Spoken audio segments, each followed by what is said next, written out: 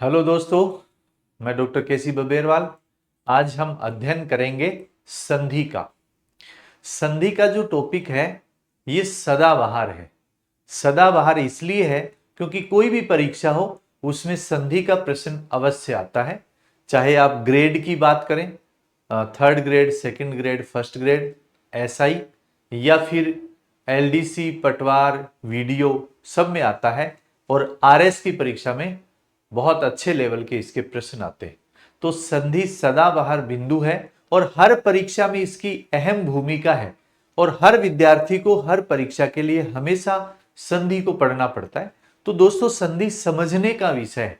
शब्द कोई भी हो उसका ऑपरेशन आप करना सीख जाएंगे तो संधि की महिमा को सीख जाएंगे। संधि का शाब्दिक अर्थ तो क्या है? जोड़ है। लेकिन जोड़ को संधि नहीं कहेंगे, जोड़ तो संयोग है। अर्थात जोड़ को हम क्या कहेंगे? संयोग कह देंगे। लेकिन इस संयोग के उपरांत जो विकार होता है उसे संधि कहते हैं। यानी संधि में जोड़ हो जाए तो कोई बात नहीं, संधि को हम जोड़ कहते हैं शाब्दिक रूप से। संयोग हो सकता है, लेकिन संयोग या जोड़ होने के उपरांत जो विकार होगा उसे संधि कहते हैं। उपरांत विकार को संधि कहा जाएगा। और ये जो विकार है ये 3 प्रकार से होता है मित्रों। वो ही संधि को 3 प्रकार से विभाजित करता है।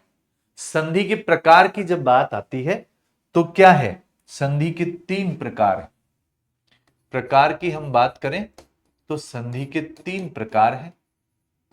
नंबर 1 स्वर संधि। स्वर संधि। नंबर 2 व्यंजन संधि। और नंबर 3 विसर्ग संधि। अब परीक्षा में तीनों ही इंपॉर्टेंट है। सामान्य तौर पर देखा जाए तो स्वर संधि के और व्यंजन संधि के उदाहरण या प्रश्न अधिक आते हैं। अब सामान्य सी बात यह है कि स्वर संधि में जो विकार होगा वो स्वर धन स्वर के बीच में होगा। अर्थात प्रथम शब्द जो है उसका अंतिम स्वर और आगे वाले शब्द का प्रथम स्वर आपस में संधि करेंगे, जोड़ करेंगे। उसके उपरांत क्या होगा? विकार पैदा होगा। इसी विकार को संधि कहते हैं। इसी विकार को दोस्तों क्या कहेंगे? संधि कहेंगे। व्यंजन में चाहे व्यंजन आए, और व्यंजन के बाद में ये कोई जरूरी नहीं है व्यंजन ही आए, स्वर भी आ सकता है, व्यंजन भी आ सकता है और स्वर भी आ सकता है। ऐसा ही विसर्ग है। विसर्ग के बाद में व्यंजन के बाद व्यंजन और स्वर दोनों, विसर्ग के बाद स्वर भी आ सकता है और व्यंजन भी आ सकता है। दोनों में कोई भी आ सकते हैं। तो यह सामान्य प्रकरण, ये प्रत्येक विद्यार्थी जानता है कि स्वर संधि में स्वर और स्वर के मध्य विकार है। व्यंजन संधि में व्यंजन और स्वर के मध्य विकार है। और इसमें क्योंकि यहां देखिए एक शर्त है, स्वर के बाद स्वर ही आना चाहिए। अगर स्वर के बाद व्यंजन आ जाए तो भी व्यंजन संधि होती है। तो सामान्य व्याकरण में यहां केवल व्यंजन लिखा रहता है। इसमें दोस्तों आप स्वर को भी ऐड करेंगे। स्वर के बाद में शर्त यह है कि व्यंजन ही आना चाहिए। स्वर के बाद स्वर आ जाएगा तो फिर तो कौन सी संधि हो जाएगी? स्वर संधि होगी। लेकिन स्वर के पश्चात शर्त यह है कि व्यंजन आना चाहिए, तो आपको कौन सी संधि मिलेगी? व्यंजन संधि मिलेगी। अब विसर्ग के पश्चात स्वर भी आ सकता है और व्यंजन भी आ सकता है। दोनों में से कोई भी आएंगे तो विसर्ग के स्थान पर या तो कोई स्वर बन जाएगा या फिर इसका लोप हो जाएगा। विसर्ग का क्या हो जाएगा? लोप हो जाता है। और विसर्ग की जगह स्वर के स्थान पर व्यंजन भी बन सकता है। तो मूल बात यह है कि स्वर संधि, व्यंजन संधि और विसर्ग संधि इसमें परीक्षा के लिए कौन सी इंपॉर्टेंट है? हर एक संधि का अपना महत्व है। सबसे पहले हम अध्ययन करेंगे स्वर संधि। स्वर संधि स्वर और स्वर के मध्य होती है। इसके प्रकार हैं दोस्तों 5। स्वर संधि कितने प्रकार की? 5 प्रकार की। नंबर 1, दीर्घ संधि। दीर्घ यानी बड़ा स्वर। कैसे? इसमें आ, ई और ऊ, ये तीनों बड़े हैं। ये तीनों बड़े हैं, ये इसमें दिखाई देंगे आपको। ये मोस्ट इंपोर्टेंट है। विकार स्थल पर ऐसा आपको दिखाई देगा। ये कहां दिखाई देंगे? विकार स्थल पर दिखाई देंगे। क्या दिखाई देगा? आ, ई और ऊ तीनों दीर्घ स्वर हैं, इसलिए इसका नाम क्या है दोस्तों? दीर्घ संधि माना गया है। ये विकार स्थल पे आपको दिखाई देंगे। नंबर 2, दीर्घ के बाद में आती है वृद्धि संधि।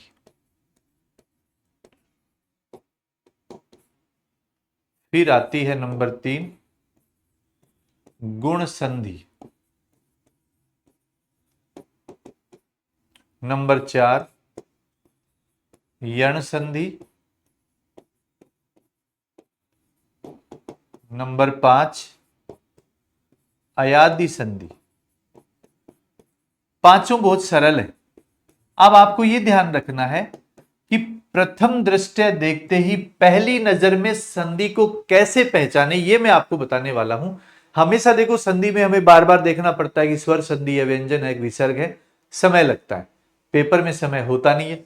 तो आपको पहली नजर में, ये पहला पृष्ठ में ऐसा तैयार कर रहा हूं कि जहां आपको पलक झपकते ही पता लगेगा कि यह स्वर संधि का शब्द है, और इसको हम जैसे ही तोड़ेंगे विकार स्थल की पहचान करेंगे, विकार का नियम हमें आएगा और इसको हम आसानी से हल कर सकते हैं। वृद्धि स्वर। वृद्धि स्वर 2 है मित्रों, आई और औ। ये वृद्धि स्वर है। ये कैसे दिखाई देंगे आपको? ऐसे दिखाई देंगे, आई और औ। विकार स्थल पर ये ऐसे नजर आएंगे, ये आपको ध्यान रखना है। विकार स्थल पर ये ऐसे आपको नजर आएंगे, तो आप पलक झपकते ही इनको पहचान सकते हो। गुण संधि में क्या होगा? ए, ओ, अर, अर्थात ए आ के बाद में ई आए तो ए, ऊ आए तो ओ, री आए तो अर होता है। वो नियम में आपको और खोल के बताएंगे। तो आपको विकार स्थल पे कैसा दिखाई देगा? ऐसे ए, ओ और अर, ये आपको तीनों ऐसे दिखाई देंगे। ऐसे ये आपको विकार स्थल पर नजर आएंगे। ये आपको पहली दृष्टि से ही पहचान लेना है। नंबर 4, यण संधि। य, व, रे। अब य व रे से पहला जो वर्ण होगा वो आपको हलंत नजर आएगा। यह तो क्या होगा? पूरा नजर आएगा। वह पूरा नजर आएगा। रे पूरा नजर आएगा। लेकिन इनसे पहले यहां जो भी वर्ण होगा वो क्या होगा दोस्तों? ये हलंत नजर आएगा। कैसा नजर आएगा? हलंत यानी आधा, मात्रा रहित।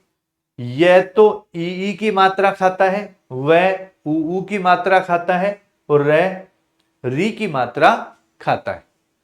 यह आपको प्रकरण नियम में समझाएंगे। यह आपको विकार स्थल पर दिखाई देने वाले हैं। मोस्ट इंपॉर्टेंट है। यह, वह, रे फिक्स है इनका कि यह इससे पहले का जो वर्ण होगा निश्चित रूप से उसकी ई या ई बड़ा, वैसे पहले ऊ या ऊ की मात्रा, रे से पहले री की मात्रा का लोप किया गया है, विकार किया गया है, उसका हरण किया गया है, इसीलिए यण संधि कहलाती। अब आती है दोस्तों अयादि संधि। अयादि संधि। अयादि संधि में 4 चीजें हैं। अय आय, ये आपको दिखाई देंगे। अव आव दिखाई देंगे, ये आपको विकार स्थल पर दिखाई देंगे। अय आय अव आव, चार चीजें आपको दिखाई देंगी। प्रथम दृष्टि जब आप डालेंगे तो दोस्तों ये आपको नजर आएगा। अब इसका फिक्स एक सीक्वेंस है, आपको लिखना है ए आई ओ और आउ, अर्थात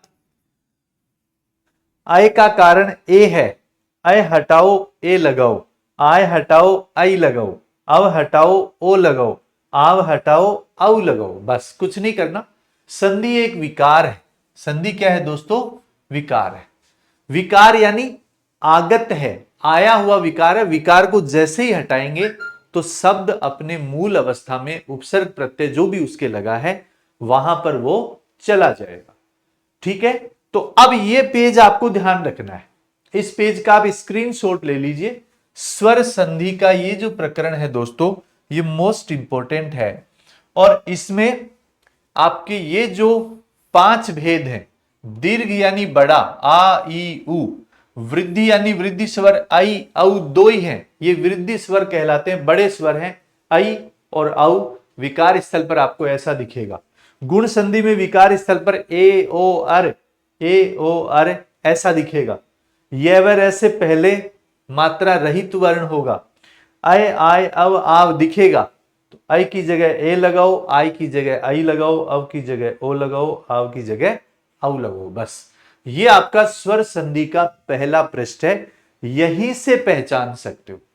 अब पहचानने के बाद जो संकट है कि हम कौन सी मात्रा लगाएं, शब्द में छोटी मात्रा आएगी बड़ी आएगी, ये मित्रों आपके अध्ययन अनुभव पर निर्भर करता है। सबको पता है ईश्वर में ई बड़ा आता है, ईक्षक में ई बड़ा आता है, ईर्ष्या में ई बड़ा आता है ना। इकाई में ई छोटा आता है, पहला, बाद वाला बड़ा होता है। ये आपके विवेक पे निर्भर करता है, ये हमें देखना और समझना होगा। तो अब हम पढ़ते हैं। सबसे पहला प्रकरण है मित्रों दीर्घ संधि। मोस्ट इंपॉर्टेंट है, लगता सरल है लेकिन संधि में थोड़ी सी जटिलता है, ये आपको समझनी है। दीर्घ संधि नियम क्या है कि जब ए के बाद में ए आए तो आ होगा, ए के बाद में दूसरे शब्द में आ जाए तो भी आई होगा, ए के आ के बाद में ए आ जाए तो भी आई होगा, दोनों बड़े आ जाएं आ और आ तो भी क्या होगा? आई होगा। ये मेरे ख्याल से प्रत्येक विद्यार्थी इस बात को जानता है। इसी प्रकार से ई है, ई के बाद में ई आए तो बड़ा ई, छोटा ई और बड़ा ई आए तो भी बड़ा ई, बड़ा ई छोटा ई आए तो भी बड़ा, दोनों ई बड़े आए तो भी बड़ा ई इसमें होता है। ऐसा ही ऊ के साथ, ऊ और ऊ बराबर बड़ा ऊ, बड़ा ऊ तो भी बड़ा ऊ, बड़ा ऊ छोटा ऊ तो भी बड़ा, दोनों बड़े होंगे तो भी विकार स्थल पे आपको बड़ा ऊ दिखाई देगा। अब सीधी सी बात क्या है, हमने जो अभी नियम पढ़ा उस नियम का पालन क्या है दोस्तों? ये पालन हो गया। ये सारे विकार स्थल हैं, ये सारे आपको विकार स्थल पे जहां पे संधि हुई है, जोड़ हुआ है, ये दिखाई देंगे। या तो बड़ा ऊ दिखाई देगा, या आपको आ दिखाई देगा, या दोस्तों आपको ई दिखाई देगा। ये तीनों ही क्या है? विकार स्थल हैं। ये तीनों ही क्या है? विकार स्थल हैं। विकार स्थल पे आ, ई और ऊ दिखाई दे तो आपको क्या मानना है? दीर्घ संधि मानना है। ये तो आप जब शब्द का ऑपरेशन करेंगे, उसका संधि स्थल खोजेंगे तो आपको पता लग जाएगा। चलिए अब हम कौन से शब्दों का अध्ययन करें कि हमें इसका पता चल जाए। तो हम नंबर 1 पर लेते हैं आ। आपको विकार स्थल पर क्या दिखाई देगा? आ दिखाई देगा। इसका फटाफट अपन फैसला करते हैं, बहुत अच्छे तरीके से आपको मैं समझाने वाला। अपन पहले शब्द लिखते हैं, रामानुज।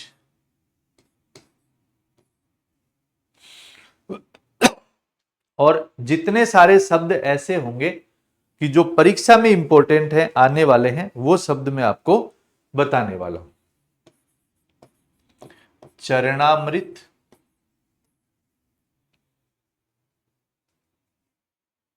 परमार्थ,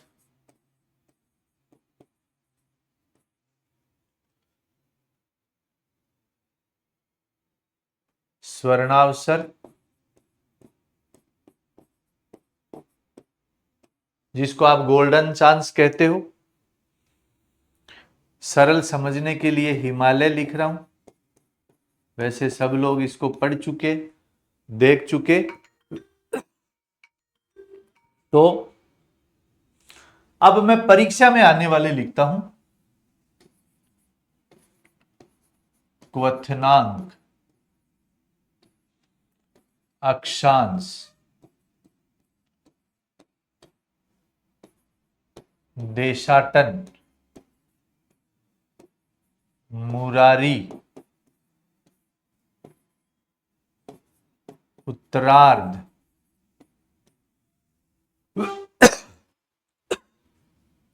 कल्पांत, अन्नाभाव। ये दोस्तों कुछ शब्द मोस्ट इंपॉर्टेंट है, और बहुत सारे शब्द हैं, क्योंकि हमें विकार स्थल पहचान में आना चाहिए। पहली बात ये है, मोस्ट इंपॉर्टेंट है कि विकार स्थल कहां है, ये जिसने समझ लिया वो संधि को अच्छे से समझ पाएगा। अब हमें दिख रहा है कि आ कहां दिखाई दे रहा है, ये रहा, ये विकार स्थल है। अब इसका मतलब पहले तो, इससे पहले देखो विकार स्थल से पहले क्या बचा, राम बचा। फिर इसमें या तो ए था या फिर आ था। हमारा नियम यही तो है कि ए के बाद में या तो ए आए या आए। तो अब शब्द को जैसे ही खोलेंगे तो हम ए और आ दोनों लगा के देखेंगे, जो उचित रहेगा वो लगा लेंगे। तो पहले एक बार राम के आगे ए लगाते हैं, शब्द बना अनुज। अब राम में भी ए है और यहां पर भी ए है। ए और ए मिलकर दोस्तों क्या बनते हैं, आ बनाता है। ए और ए मिलकर आ बनता है। अब चूंकि हमारे यहां आ दिखाई दे रहा आपको, ये विकार स्थल आपने पहचान लिया, और विकार स्थल की पहचान जैसे की तो आपने इस शब्द का ऑपरेशन किया तो राम, क्योंकि रामा भी नाम होता है, क्योंकि यहां रामानुज, राम के अनुज की बात हो रही है। अनुज छोटा भाई होता है, राम के सारे ही छोटे भाई हैं, लक्ष्मण हो, भरत हो, शत्रुघ्न हो। तो ए और ए मिलके आ हुआ, इसलिए रामानुज हो गया। राम और अनुज आपका उत्तर ठीक है। ए और ए मिलके क्या बना दोस्तों, आ बना है। अब इसमें विकार स्थल ये रहा, चरणामृत। तो पहला शब्द आपने लिख लिया चरण, दूसरा आपने लिख लिया अमृत। तो इसमें भी ए है और अमृत में भी ए है। ए और ए मिलकर के दोस्तों क्या बना, आ बना। ये चरणामृत भी हो गया। अब यहां अमृत करें तो अमृत कोई शब्द नहीं होता, अमृत शब्द होता है। तो हमारा आइडिया बिल्कुल ठीक गया है। ठीक है। परमार्थ, इसमें आप देखेंगे प्रथम शब्द है परम, दूसरा है अर्थ, परमार्थ।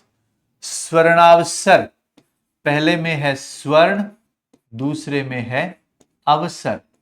विकार स्थल देखो, ये रहा, ये रहा, ये रहा।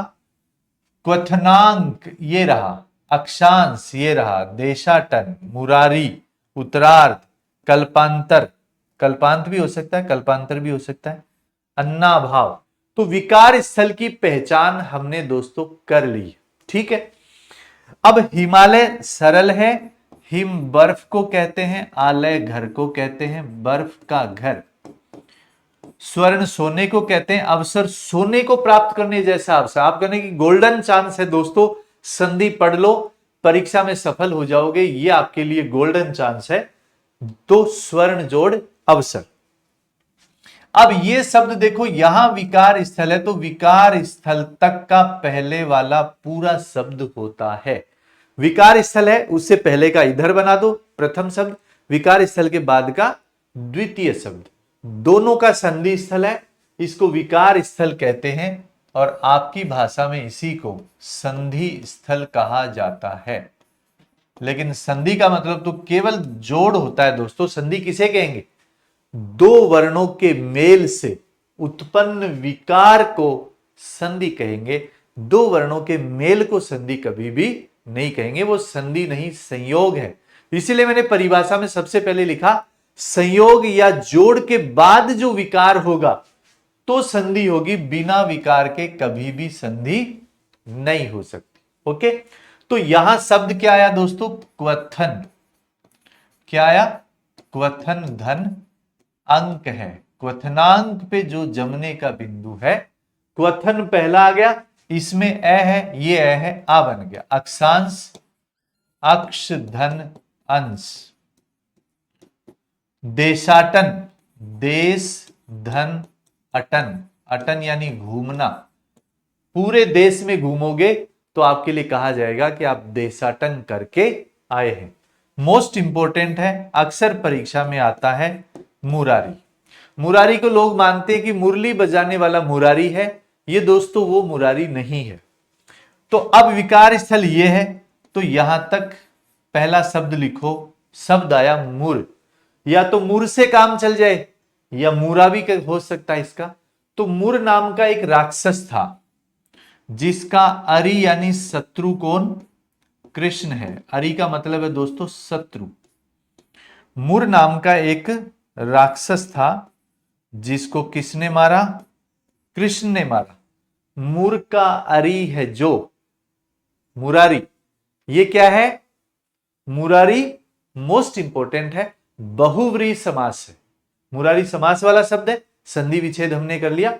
मुर का अरि है जो, तो उत्तर आएगा कृष्ण। उत्तरार्ध, उत्तर धन अर्ध, उत्तरार्ध। कल्पांत, कल्प धन अंत, कल्पांतर होगा तो कल्प धन अंतर हो जाएगा। अन्नाभाव, अन्न का अभाव, अन्न जोड़ अभाव। तो यहां आपने देखा मित्रों, आपको आ दिखाई दे रहा है सब जगह, ये विकार स्थल है। विकार स्थल को हमने जैसे ही तोड़ा तो मोस्ट इंपोर्टेंट बात क्या है कि आपको पहला शब्द और दूसरा शब्द मिल गया, जिसमें ए और आ का जो उचित स्वर था वो हमने लगाया। अब हम दूसरा प्रकरण पढ़ेंगे। ए के बाद में आ आता है तो भी क्या बनेगा? आ बनेगा। अब पहले में अपन ने उदाहरण पढ़े हैं ए और ए बराबर आ।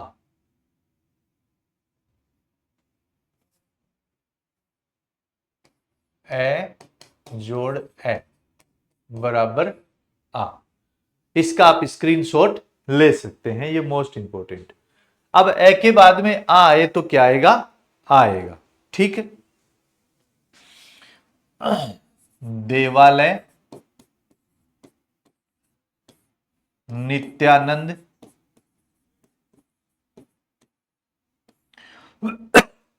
मोस्ट इंपोर्टेंट है। भयानक, भयातुर, भयाक्रांत, कोई सा भी शब्द आप ले सकते हो। कंटकाकीर्ण, कंटकाकीर्ण और रत्नाकर, रत्नाकर। तो अब यहां विकार स्थल आपको दिखाई दे रहा है, ये रहा, ये आपका विकार स्थल है। ये विकार स्थल आपने पकड़ लिया। विकार स्थल से पहला शब्द इधर कर लो, बाकी बाद में जो बचे वो इधर दे दो। तो यहां क्या बचा दोस्तों? देव। देव का देवा भी हो सकता है अगर आवश्यकता पड़े तो। बाद में बच गया आलय। अब आलय, देव का आलय घर है जो, उसको देवालय कहते हैं, मंदिर कहते हैं। अब यहां अलय करने से काम नहीं चलेगा, शब्द क्या चाहता है, आलय चाहता है।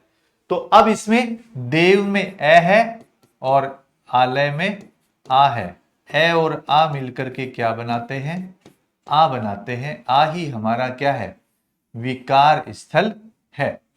नित्यानंद में नित्य धन आनंद, इसमें भी दोस्तों क्या हुआ, नित्य में यह में ए है और आगे आ है। भयानक, भय धन आनक, भय में ए है, आनक में आ है। अब यहां विकार स्थल है, तो यहां तक आपका मूल शब्द हो गया कंटक। मूल शब्द है दोस्तों कंटक। फिर बच गया आकीर्ण, कंटकाकीर्ण। रत्नाकर, रत्न धन आकर, समुद्र का पर्यायवाची रत्नाकर। तो ये मोस्ट इंपॉर्टेंट है। ए के बाद में क्या आया, आ आया। अब क्या आएगा, आ के बाद में ए आने पर भी आ का ही प्रकरण देखने को मिलता है। ये मोस्ट इंपॉर्टेंट है। इसमें आता है दोस्तों तथापि, करुणावतार,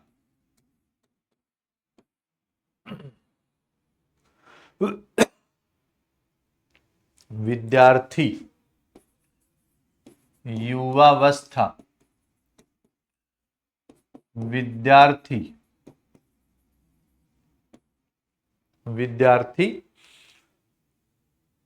रेखांश,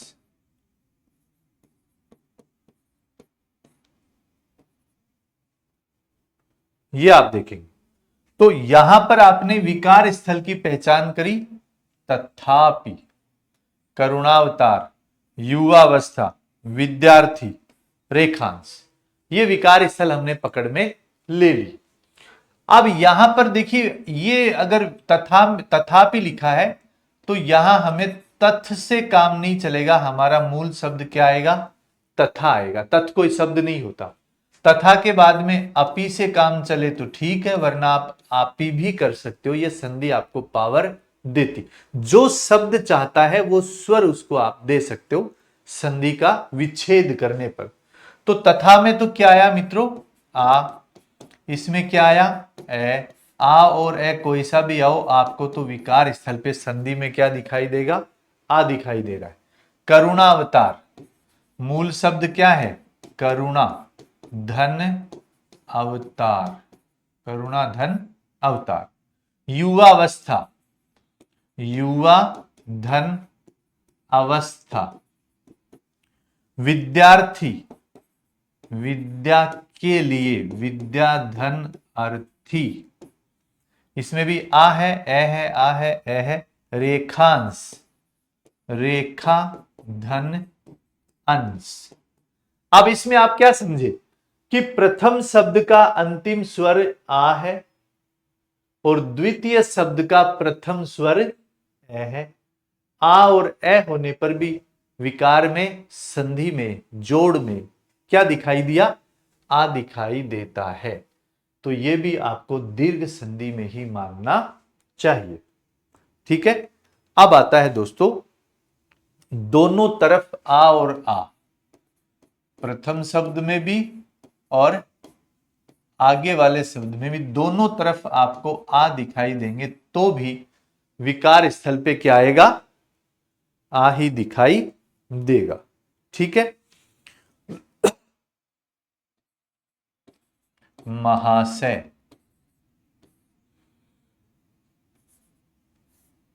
सदाशय या सदाचार, नहीं नहीं,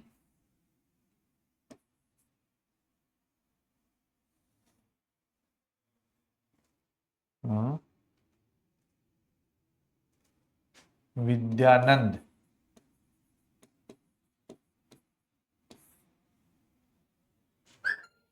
विद्यानंद,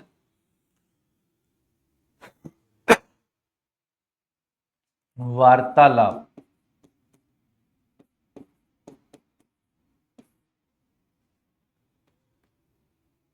क्रियात्मक,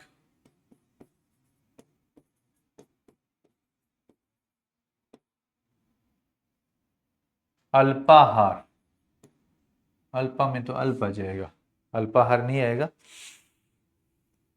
विद्यालय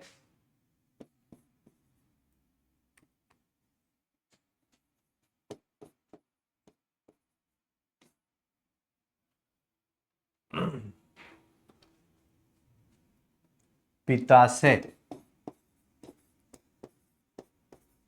ये आपके शब्द है। अब यहां पर आप विकार स्थल को पहचानेंगे, ये आपका विकार स्थल है, महाशय, विद्यानंद, वार्तालाप, क्रियात्मक, विद्यालय, पिताशय। इन शब्दों में आ की आपने खोज कर ली, क्योंकि आ ही आ रहा है सारे विकार स्थल पे। दीर्घ संधि में आ, ई और ऊ दिखाई तो देंगे, ये तो पता चल गया दीर्घ है, लेकिन शब्द को तोड़ने के बाद ये पता चलेगा कि प्रथम शब्द में स्वर छोटा है या बड़ा है, बाद वाले में छोटा है या बड़ा है। महाशय में आपको सबको ध्यान है कि महा हमेशा बड़ा होता है, आशय में भी आ आता है। तो महा में क्या आया, आ, आशय में क्या आया, आ, दोनों से मिलकर मित्रों क्या बना, आ बना। तो विकार स्थल पे आई दिखाई दे रहा है, तो ये सरल शब्द है, आसानी से आप इसको पहचान सकते हो। विद्या, धन, आनंद, विद्यानंद, विद्या धन आरंभ, विद्यारंभ, शिक्षा धन आरंभ, शिक्षारंभ। तो आप कोई भी काम को आरंभ करेंगे तो वो इसके अंतर्गत आ सकता है, शिक्षा धन आरंभ, शिक्षारंभ, विद्या धन आरंभ, कुछ भी लिख सकते हैं। वार्ता धन आलाप, वार्तालाप, वार्ता धन आलाप। तो दोनों तरफ आ है, प्रथम शब्द में भी अंतिम स्वर और द्वितीय शब्द में प्रथम स्वर। क्रियात्मक, क्रिया जोड़ आत्मक, क्रियात्मक, विद्यालय, विद्या धन आलय, विद्या का घर, पिताशय, पिता धन आशय, पिताशय। तो इस प्रकार से आपने देखा कि प्रथम जो चरण है स्वर संधि में दीर्घ संधि का, जिसमें आपको आ दिखाई दे रहा है। अब दोस्तों हमें दिखाई देगा ई। ये पहला प्रकरण था, अब दूसरा प्रकरण आता है। ई और ई मिलकर के क्या बनाएंगे, बड़ा ई आपको विकार स्थल पर दिखाई देने वाला है। ठीक है, ये बहुत सरल है, मोस्ट इंपोर्टेंट है। रविंद्र, कविंद्र, अभिष्ट,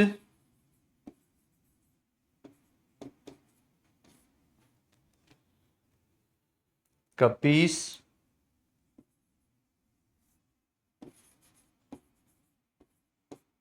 नहीं कपीस में तो ईस में ई बड़ा आएगा,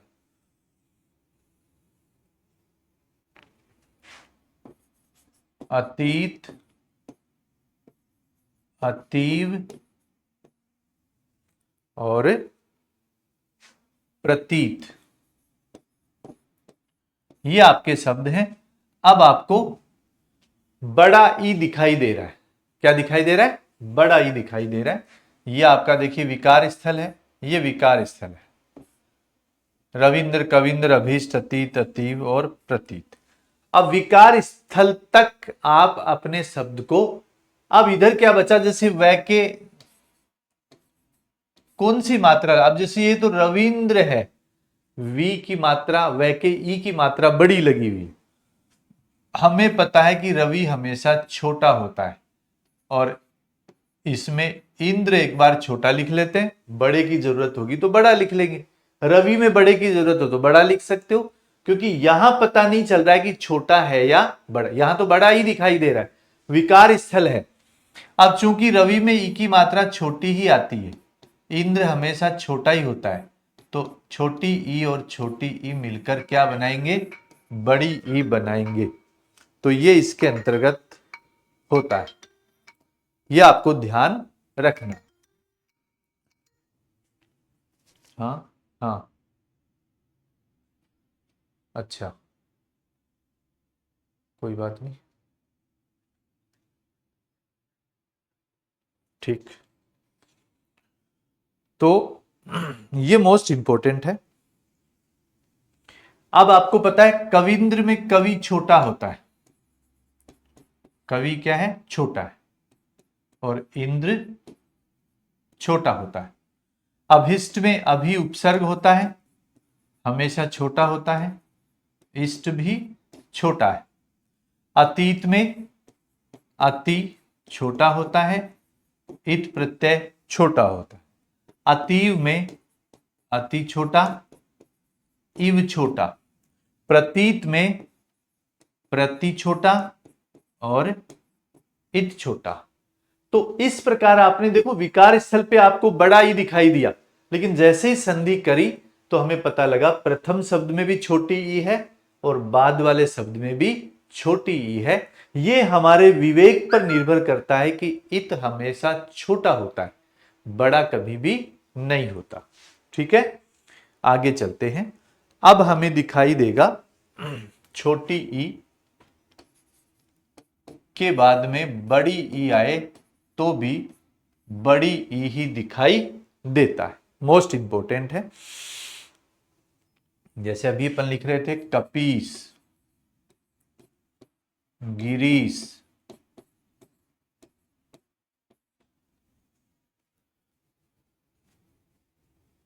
वागीश, वारिस। वागीश में व्यंजन संधि हो जाएगी, वारिस। वारिस समुद्र है। परीक्षक,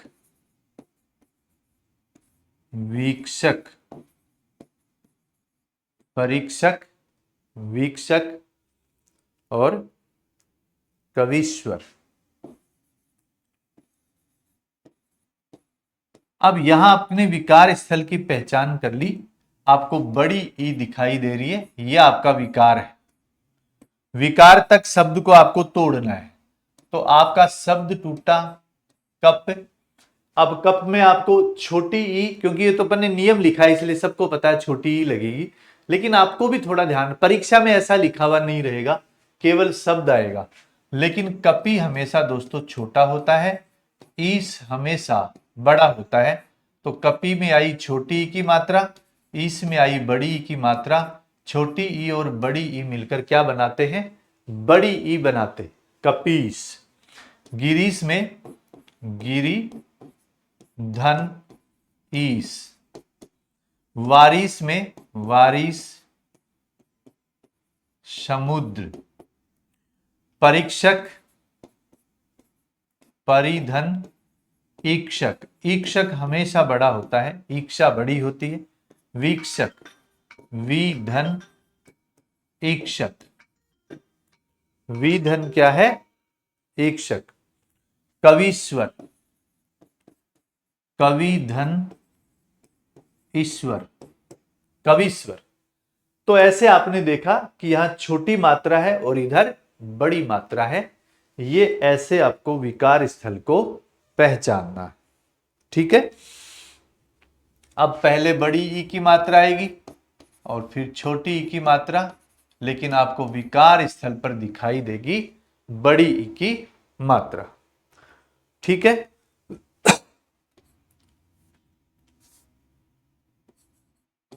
महतीच्छा, लक्ष्मीच्छा,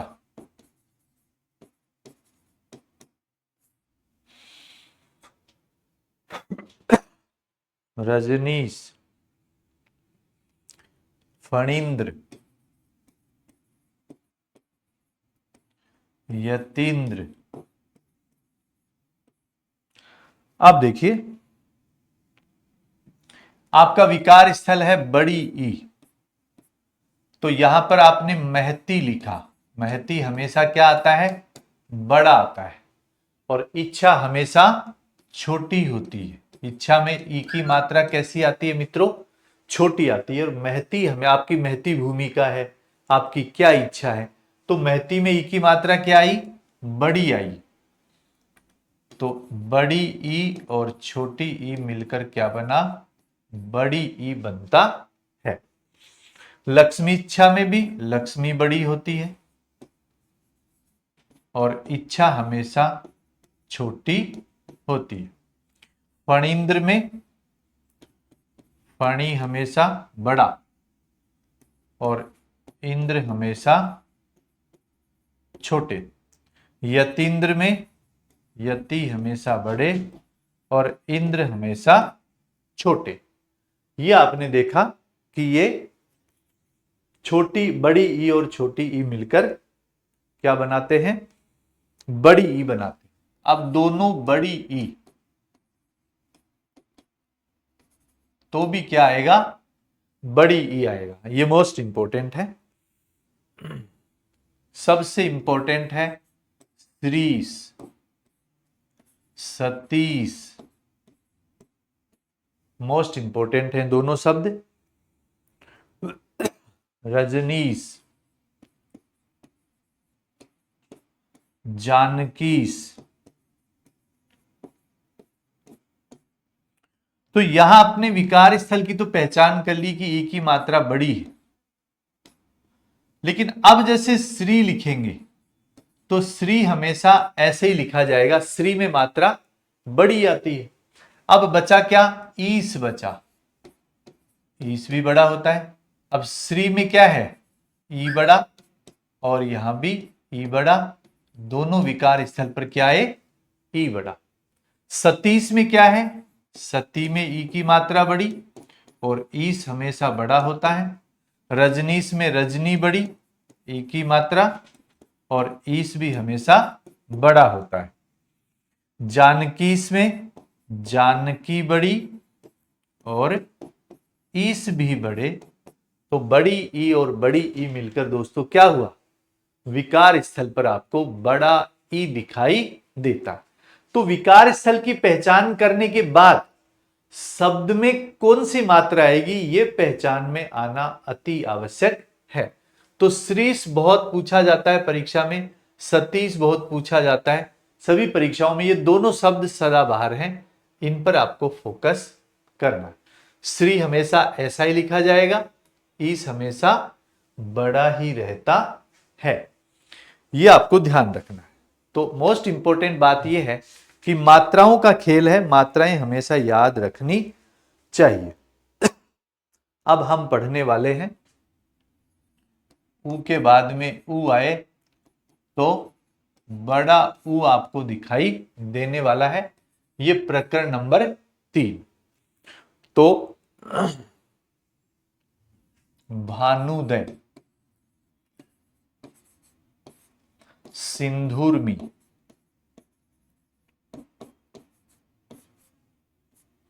भानुदय, सिंधुर्मी, लघुत्तम, लघुत्तम, कटुक्ति,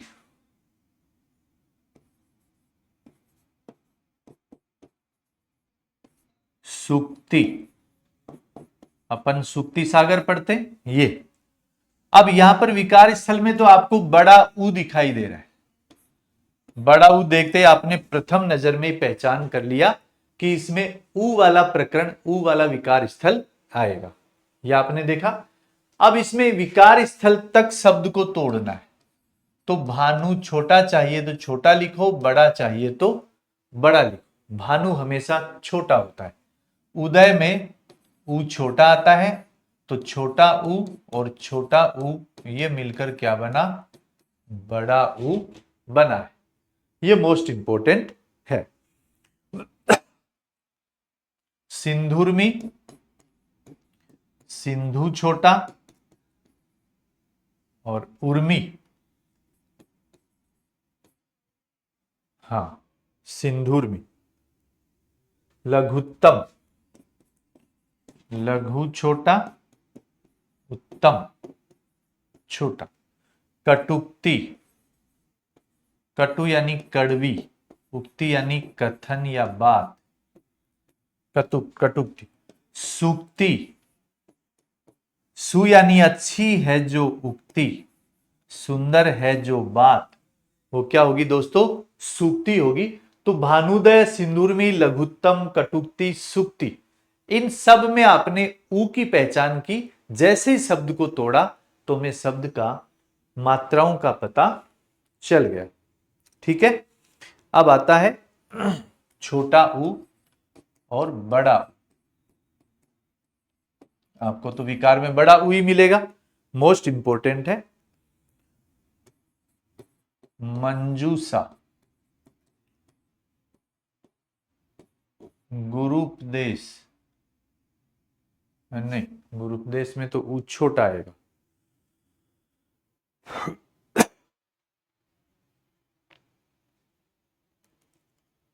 लघुर्मी,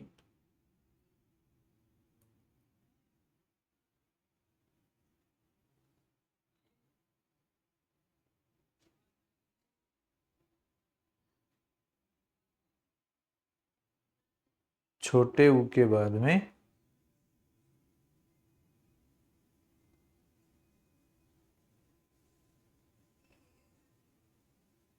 बड़ा ऊ, भूर्ध्व, उर्मी, सब में छोटा आएगा। मंजूषा में भी मंजू जोड़ उषा हमेशा छोटी होती है।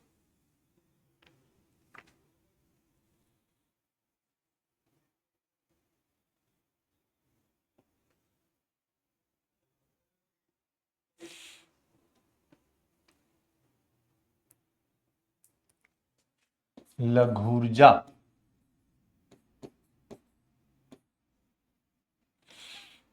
अब देखो लघुर्जा में मूल शब्द क्या है? लघु है। ऊर्जा हमेशा बड़ी होती है, ऊर्जा हमेशा क्या होगी? बड़ी होगी। और लघु में मात्रा क्या आई? छोटे ऊ की, और ये बड़ा। ठीक है, और अब बड़ा ऊ या छोटा ऊ या दोनों बड़े, कोई सा भी आओ, हमें दिखाई देगा बड़ा ऊ। ठीक है,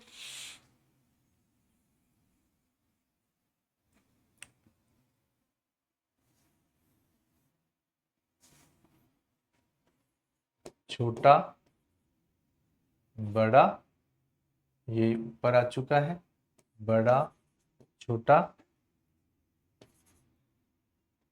केवल ऊ, बड़ा और बड़ा।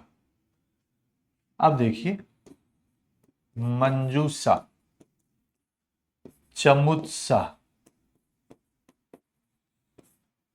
चमूर्जा,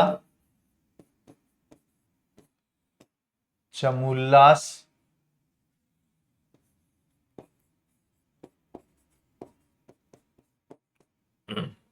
अब ऊ की मात्रा आपने यहां विकार स्थल की पहचान कर ली, ये मंजूषा। अब मंजू हमेशा छोटा ही होता है, मंजू यानी सुंदर।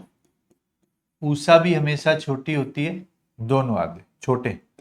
चमू लेकिन सेना का पर्यायवाची है, सेना हमेशा बड़ी होती है, उत्साह हमेशा छोटा होता है। सेना बड़ी होने का मतलब क्या है दोस्तों? मैं के ऊ की मात्रा बड़ी है और ये उत्साह है। चमूर्जा, चमू यानी सेना में जो ऊर्जा है वो हमेशा बड़ी रहेगी। चमुल्लास, सेना का उल्लास भी हमेशा छोटा रहेगा। उल्लास में ऊ छोटा आता है, ऊर्जा में ऊ हमेशा बड़ा आता है। ठीक है, ये दोनों मोस्ट इंपोर्टेंट है।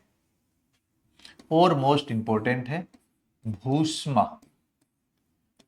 भूर्जा, भूपरी,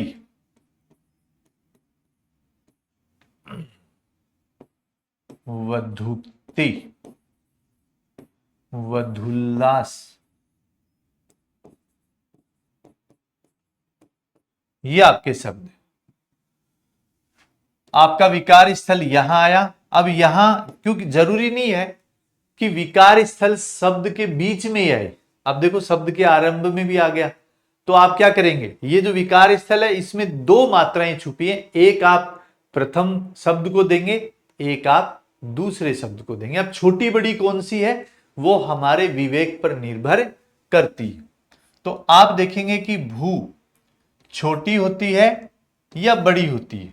तो पृथ्वी के लिए अगर कोई शब्द आए दोस्तों तो भू हमेशा बड़ी होती है, और ऊष्मा, ऊष्मा भी हमेशा बड़ी होती है। भूष्मा, भूर्जा, भू धन ऊर्जा दोनों बड़ी।